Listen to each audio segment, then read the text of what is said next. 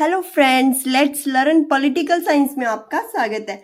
आज हम देखेंगे हमारी आर्टिकल सीरीज की 32 नंबर क्लास, जिसमें हम देखेंगे कुछ नेक्स्ट आर्टिकल्स। सो देखते हैं आर्टिकल नंबर 214 यानी 214। इसमें क्या लिखा है? राज्यों के लिए उच्च न्यायालय के प्रति एक राज्य के लिए एक हाई कोर्ट होगा। देखते हैं नेक्स्ट आर्टिकल, आर्टिकल नंबर 215। इसमें क्या दिया है? उच्च न्यायालयों का अभिलेख न्यायालय होना। अभिलेख न्यायालय मतलब हाईकोर्ट द्वारा दिए गए निर्णय या किए गए फैसले सबका रिकॉर्ड रखा जाता है कि कब किसने किस मामले पर कैसे निर्णय दिया।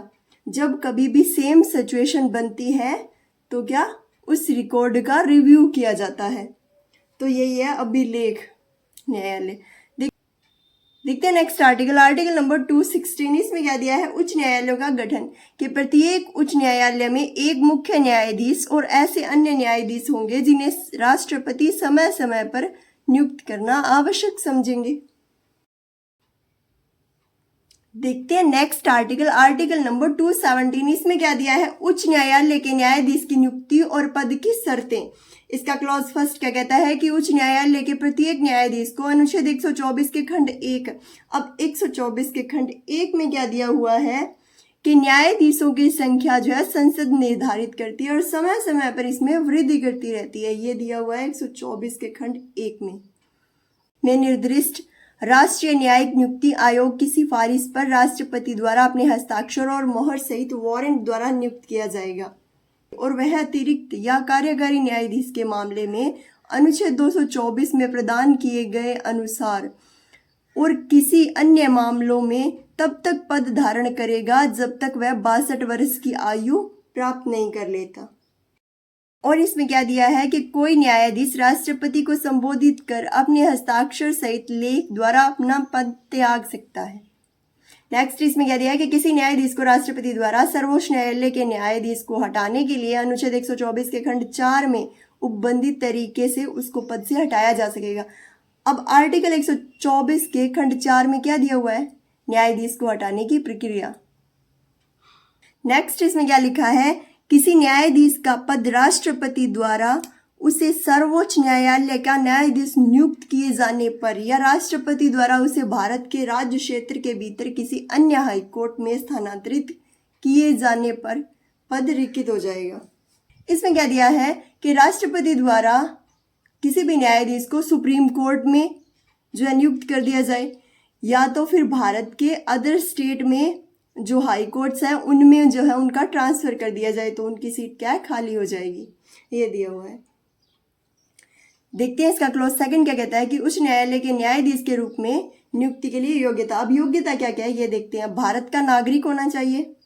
दूसरा, भारत के राज्य क्षेत्र में कम से कम 10 वर्ष तक न्यायिक पद पर रहा हो। और तीसरा क्या दिया है? ये नहीं तो ये कम से कम 10 वर्ष तक किसी उच्च न्यायालय या दो से अधिक ऐसे न्यायालयों में लगातार अधिवक्ता रहा हो यानी एडवोकेट रहा हो। तो ये है योग्यता। इसका थर्ड क्लॉज क्या कहता है कि यदि आयु के संबंध में कोई प्रश्न उठता है तो उस प्रश्न का निर्णय भारत के मुख्य न्यायाधीश के विचार विमर्श के पश्चात राष्ट्रपति द्वारा किया जाएगा और राष्ट्रपति का निर्णय जो है अंतिम निर्णय माना जाएगा। देखते हैं नेक्स्ट आर्टिकल, आर्टिकल नंबर 218। इसमें क्या दिया है? कुछ उपबंधों का उच्चतम न्यायालय से संबंधित कुछ उपबंधों का उच्च न्यायालयों पर लागू होना।